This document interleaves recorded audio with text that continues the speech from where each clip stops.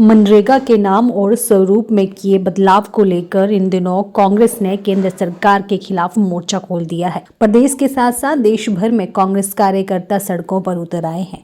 इसी कड़ी में जिला कांगड़ा के मुख्यालय धर्मशाला में कांग्रेस नेताओं की बात करें तो उन्होंने महात्मा गांधी की पुण्यतिथि के अवसर पर गांधीवादी तरीके से सांकेतिक धरना दिया।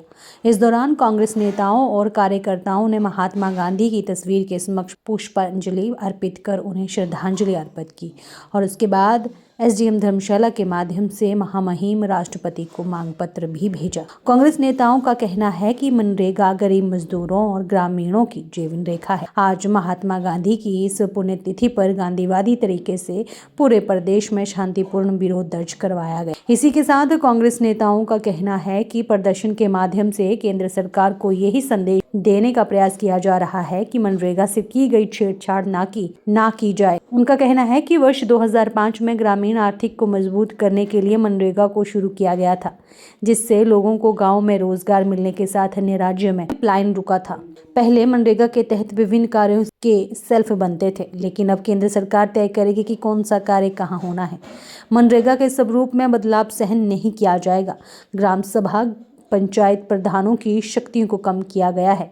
पहले मनरेगा में श्रमिक पंचायत के अधीन काम करते थे, जबकि अब संशोधन होने से ठेकेदारों द्वारा कार्य करवाए जाएंगे और मनरेगा श्रमिक उनके अधीन काम करेंगे।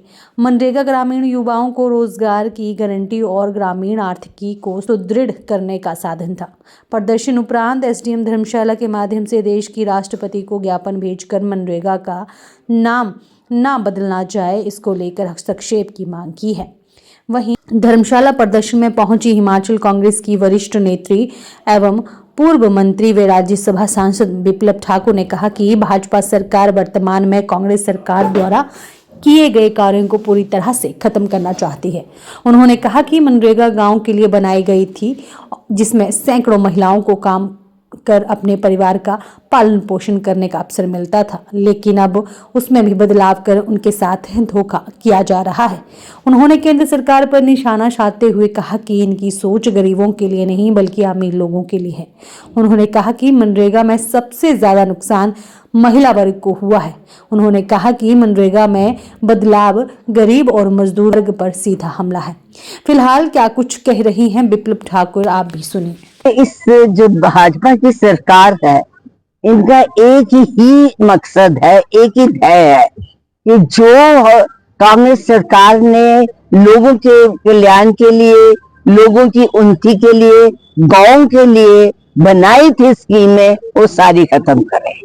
धीरे धीरे ये उन चीजों को खत्म कर रहे हैं, लेकिन इनकी सोच गरीबों के लिए नहीं है। इनकी सोच अमीर 3-4 जो बड़े बड़े कॉर्पोरेट है उनके लिए है।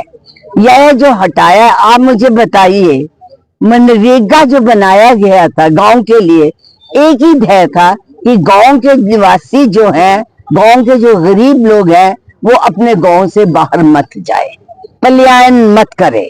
इसलिए ये मनरेगा का काम शुरू किया गया था और इसके लिए जो है पूरी सरकार ने बजट रखा।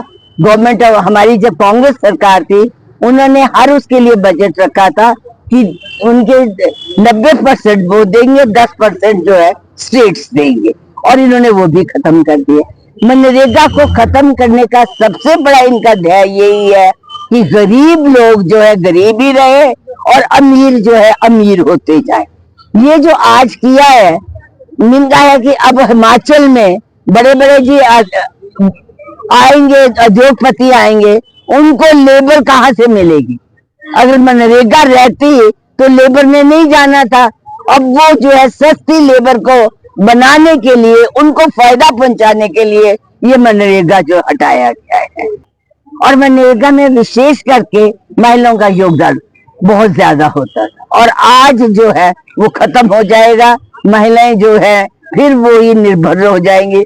उनको एक फक्र होता था कि हम कमा रही हैं, हम जैसे है पैसा खर्च कर सकती है। और सबसे बड़ी बात है, पहले जो है सेल्फ पंचायतों में बनता था, ग्राम सभा होती थी, उसमें सेल्फ बनाया जाता था।